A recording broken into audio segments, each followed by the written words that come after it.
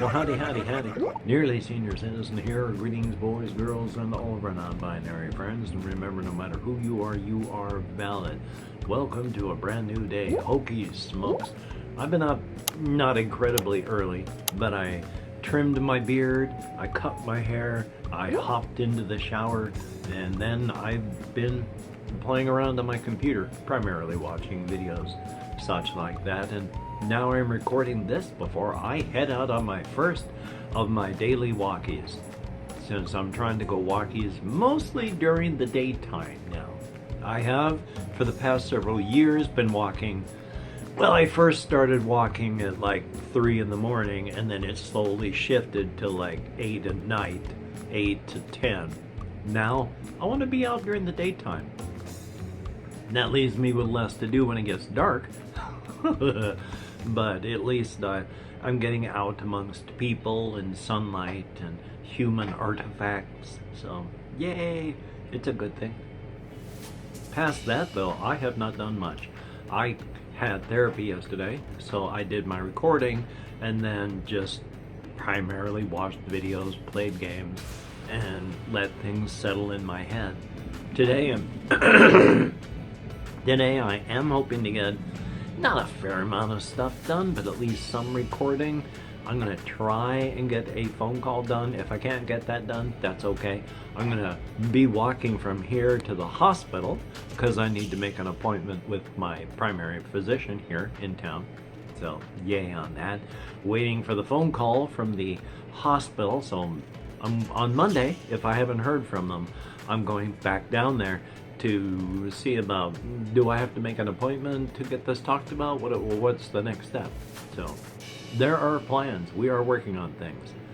And then talking about my doctor about a lot of things like my blood pressure and of course the pains in my right upper quadrant of my back, which again could be anything or nothing.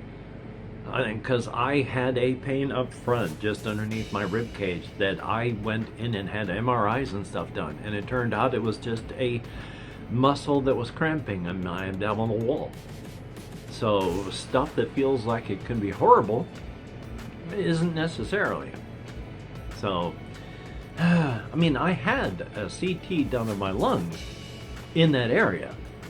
So would they have seen anything? They wouldn't have been looking for it, so I don't know.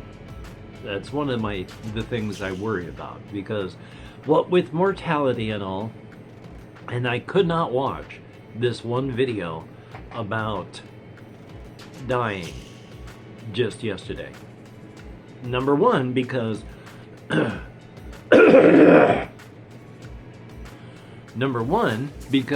getting older and approaching that time when that's the sort of thing that's gonna be happening to me, and having worked in healthcare where I dealt with people after they died, it kind of got me a little anxious. I couldn't watch the whole thing because yeah, I saw it happen to my wife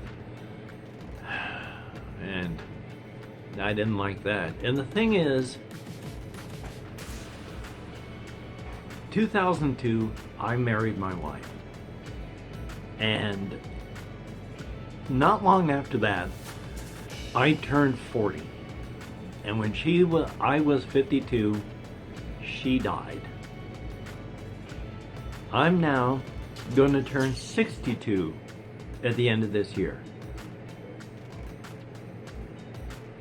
Last March 19th was the 10-year anniversary of her death.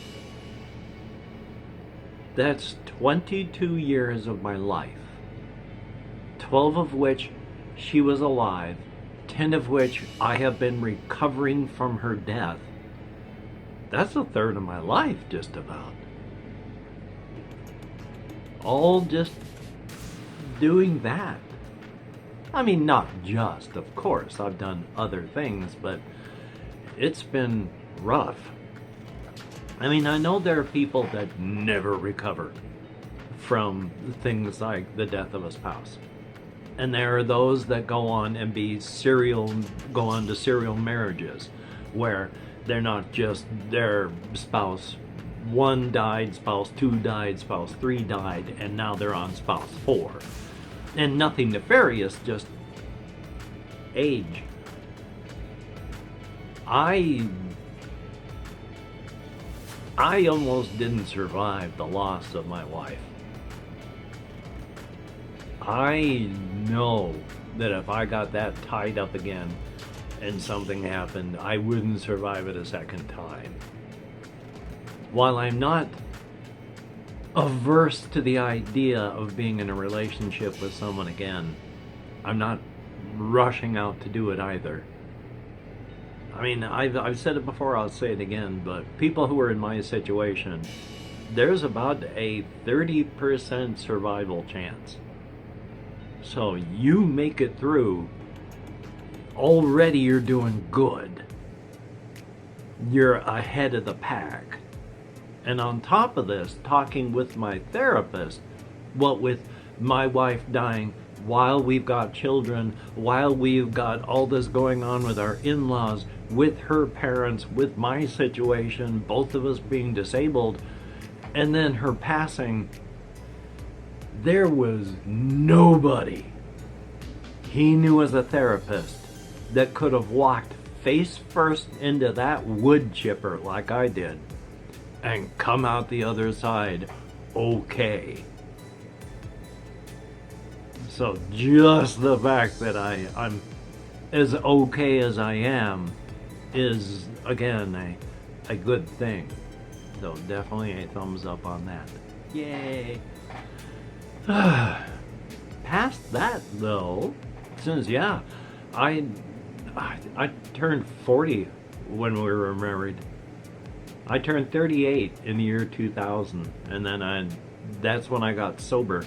And then in 2002, I was married.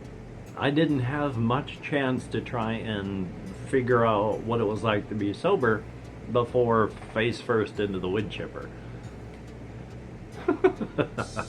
Life is life, is it not? Past that, haven't really done much as stated.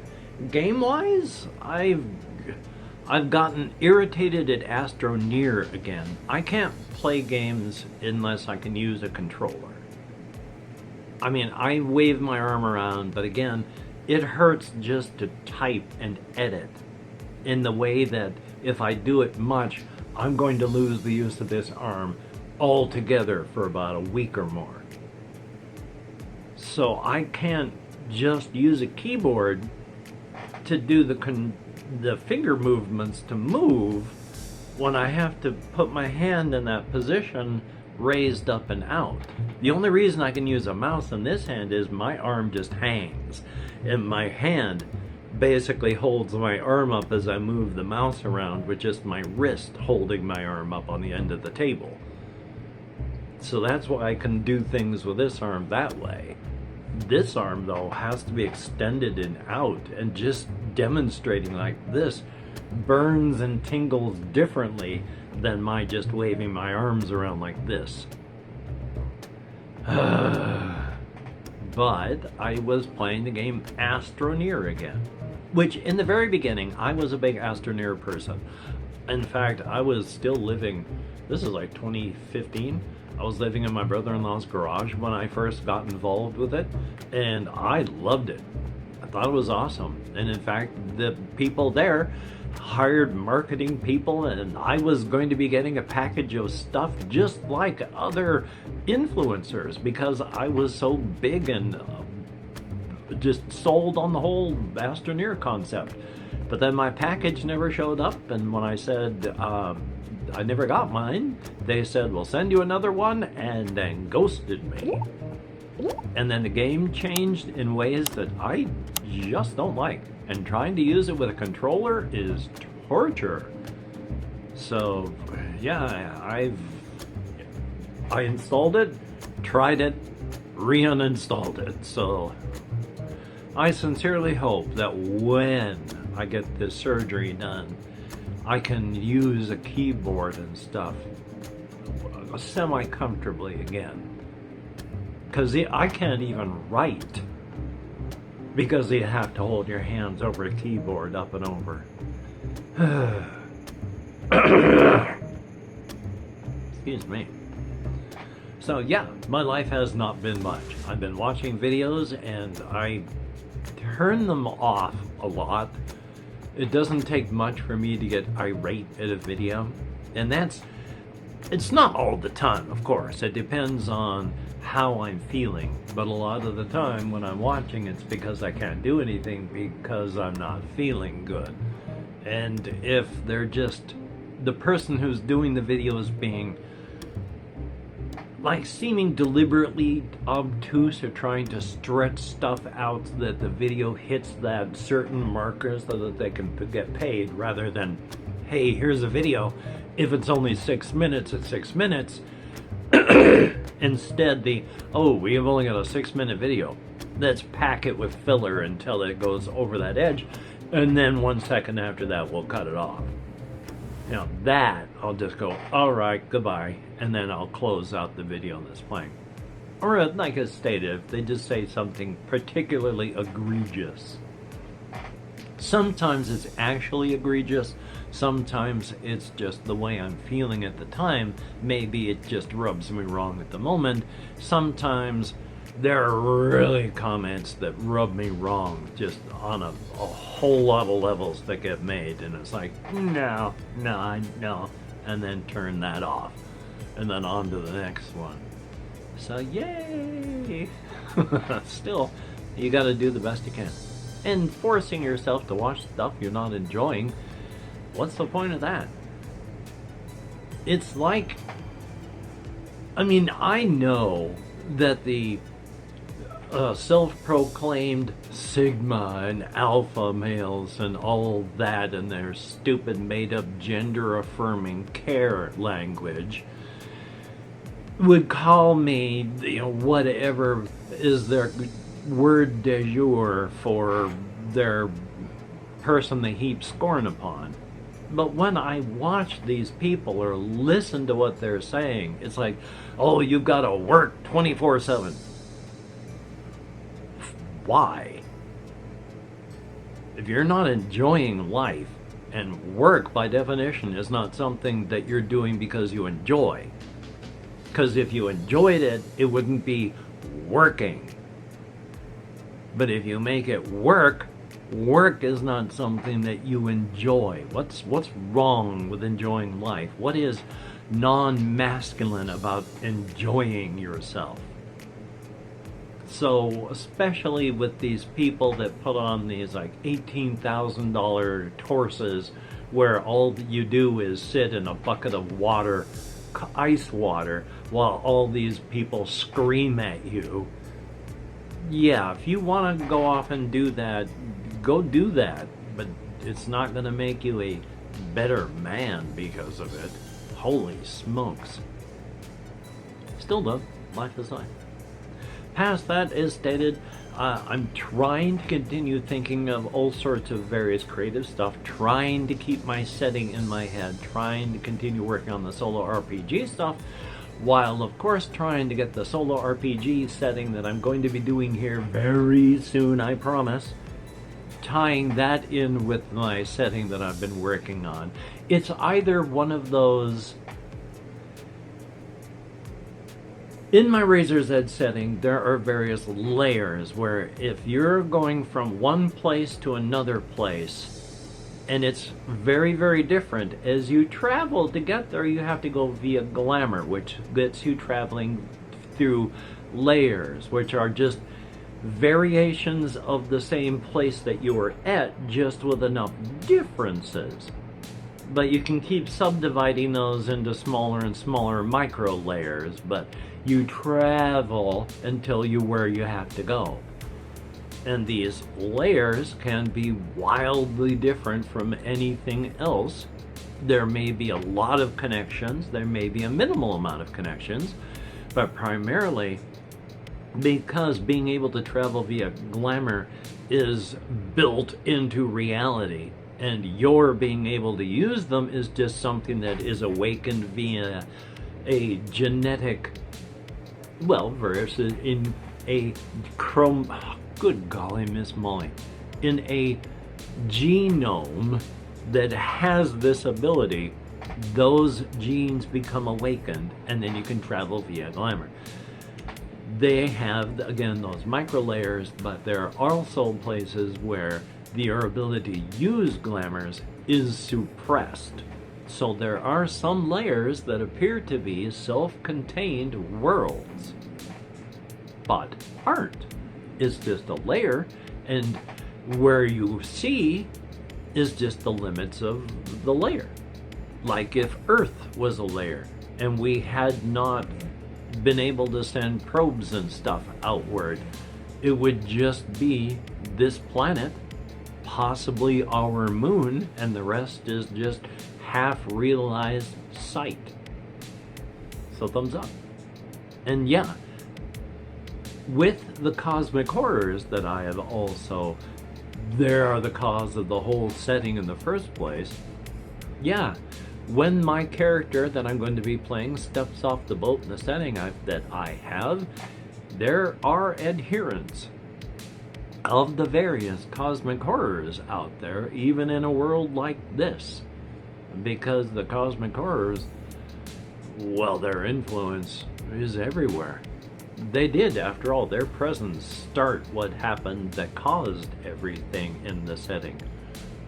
If Dread Amaterasu had not swam out of the Ungata at the infinite city that is a part of our multiverse, causing a split, wherein there were these multiverses that had to deal with Dread Amaterasu in her presence, and those that, well, didn't. And this is the subset I'm working with. Primarily the one where the people of the Infinite City went and evacuated. And all of the cosmic horrors, well, Dread Amaterasu resides in the Infinite City. Her children travel from the Infinite City to where they want to go, wherever their interests take them. Their influence is everywhere. If it hadn't been for them and all of their various energies, never would have happened. Yay! Thumbs up for that. So I'm going to go for walkies. I'm going to play some games, physical and digital, and I'm going to get some recording done, and I'm going to have a good day, and I hope you're going to have a good day, and I hope you're going to have a good weekend. And if you already are in the weekend, I hope it is a good one. And if you're watching this after the day I post this, then I hope whatever time you're watching this is awesome for you.